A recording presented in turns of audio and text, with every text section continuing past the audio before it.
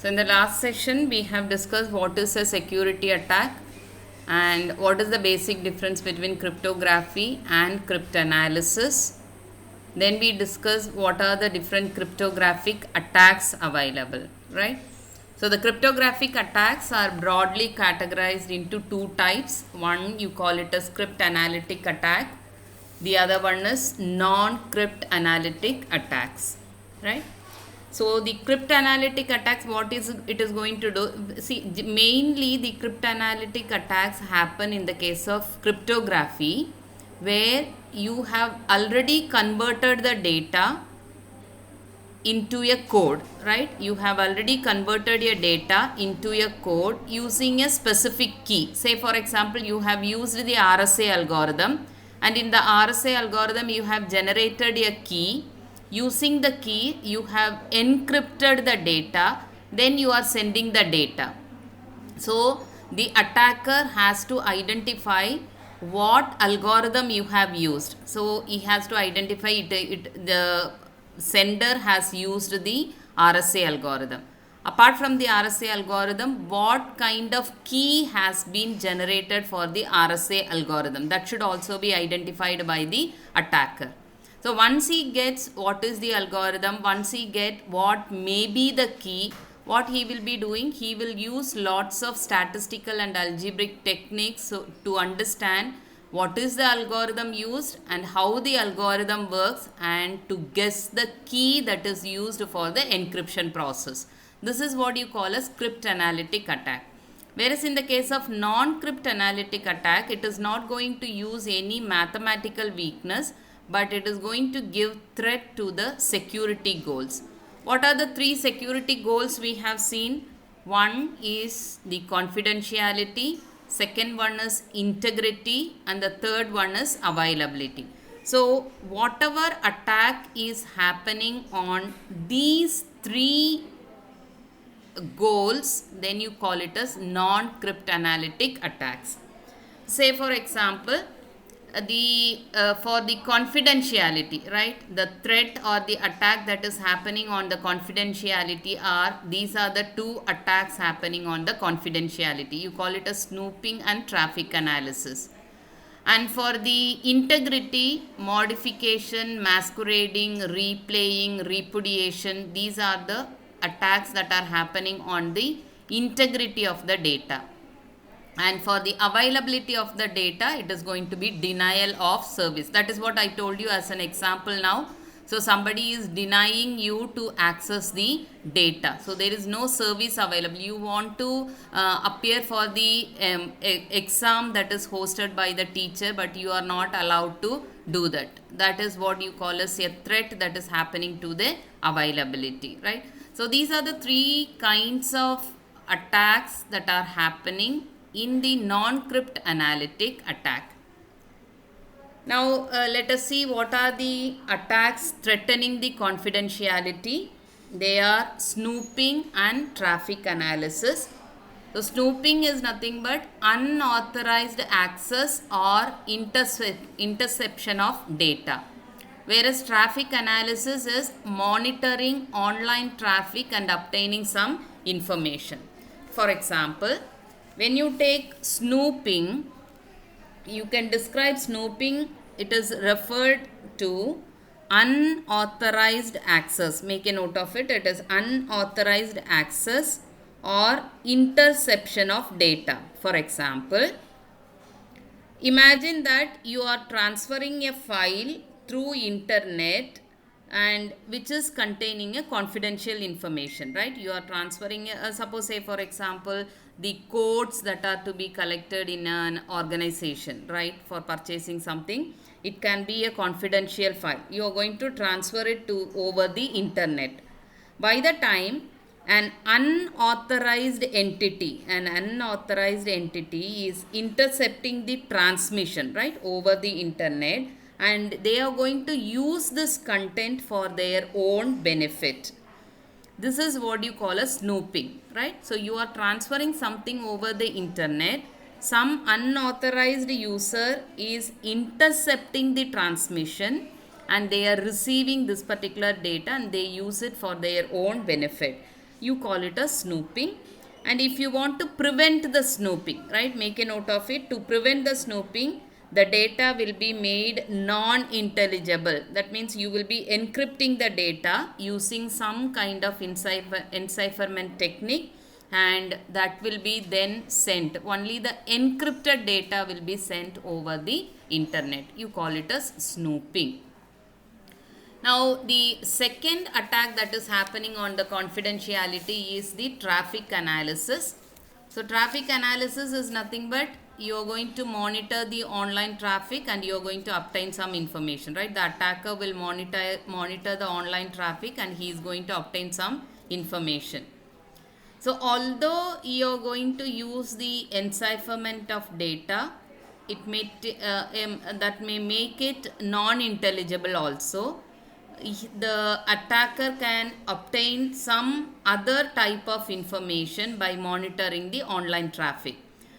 For example, you can say what is the electronic address of the sender, or what is the email ID of the receiver, and this information will be collected, and the attacker is going to collect the pair of request and response and to help her guess the nature of the transaction. That is what you call as monitoring online traffic. Suppose, say for example, the sender and receiver, suppose there is a sender called A and the receiver is B.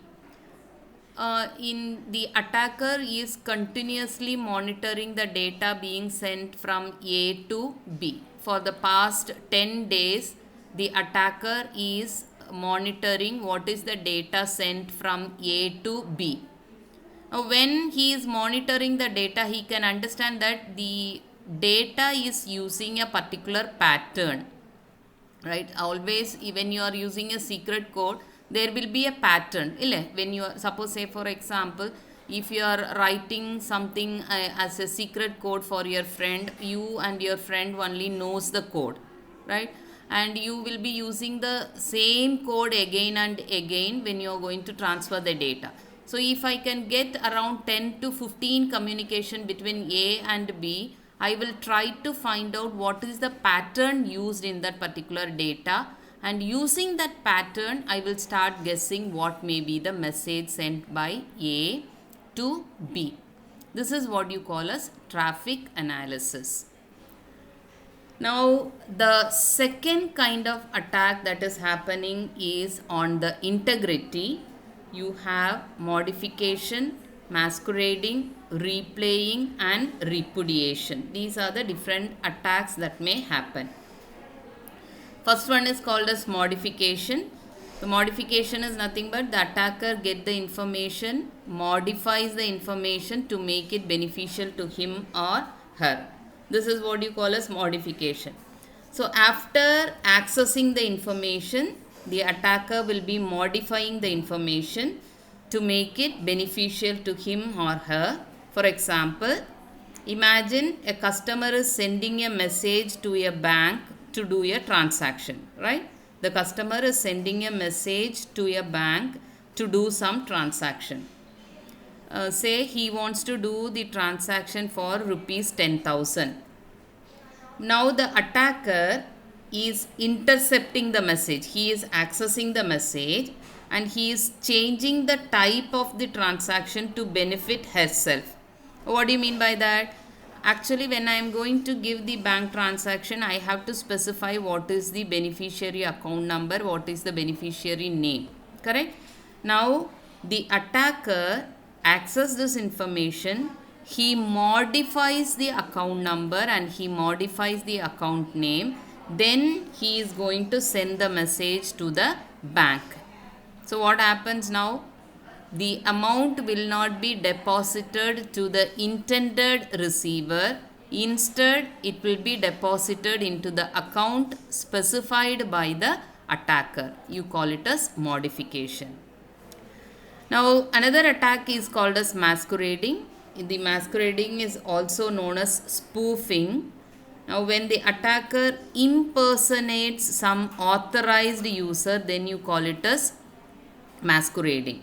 I gave you an example now. When you are doing the bank transaction, if you know the pin code. If you know the pin code, I mean not the pin code of the locations, I call it as PIN. So the pin number, if you know the pin number, even though you are not an authorized user, you give that pin number and you get it done. That is what you call as masquerading. So masquerading is nothing but getting or stealing others password or others secret pin number. Then you make use of the opportunity to do some kind of transactions or some kind of communication. You call it as masquerading. Now the third attack is called as replaying. Replaying is nothing but obtain a copy of your message, then you are going to try to replay it, right? That is what you call as replaying. The attacker will get the copy of the message and it will be sent by the user, and later he tries to replay it. For example, a person is sending a request to her bank account. What for? She wants to ask for payment. She wants to ask for a payment. Now whatever message is sent, for example, the attacker will be intercepting the message and he will be sending it again to receive another payment from the bank. Say for example, the sender A has given a request to the bank to make a transaction, right? To whom? To the receiver B. Okay, on January 21st, sender A has placed a request to the bank to make a transaction of rupees 10,000 to a receiver called B. This is done on January 21st. Now if B is an attacker, what B is going to do on 27th, January 27th, the same message that is generated by A will be replayed again. Just by changing the date, he is going to replay it again, so that again on 27th 10,000 rupees will be deposited in the account of B. This is what you call as replaying. A message will be copied and it will be replayed again later for the benefit of the attacker. Then the fourth one is called as repudiation. So repudiation is different from all the other attacks, and here it is performed by two parties. It is parties, please note, it is parties, it is not artists, it is parties, sender and receiver. So sender is going to deny that he has not sent the message. In the same way, receiver is also denying the receiving of message. This is what you call as repudiation. So that is why in the security goals, one of the principles we have studied as non-repudiation, right? So non-repudiation is nothing but the sender and receiver should not deny, right? Once I have sent the message, I should be ready to accept that it is the message sent by me. I should not deny it. So denying the message is sent or denying the message is received is what you call as repudiation. So the denial should not be there in the security, in the case of security, which you call as non-repudiation. So here repudiation is the attack. So you must not have a repudiation. That is why we call it as non-repudiation. Then the third security goal is availability. So for the availability, one of the attacks is what you call as denial of service. Please make a note of it. DOS is nothing but denial of service. This is a very, very common attack. Now this attack will slow down or sometimes it will totally interrupt the service of the system. So attacker will be using very different strategies to achieve this, right? Suppose, say for example, he will be if the bandwidth of your network is, let us assume 10 Mbps, right? So the attacker will be attacking the network so that it slows down and you are getting only 1 Mbps. Then you call it as denial of service, right? So what they are going to do sometimes, for the denial of service, continuously the attacker will be sending requests continuously. Every second he will be sending the request, so that no other request can be processed by the server, which you call as denial of service. So these are the some of the attacks that may happen in the non-cryptanalytic category. So cryptanalytic attack is you want to find out the secret code, or you want to guess the secret code. The attacker wants to guess the secret key. Then he is going to use lots of statistical, mathematical and algebraic technique to find out what is the key.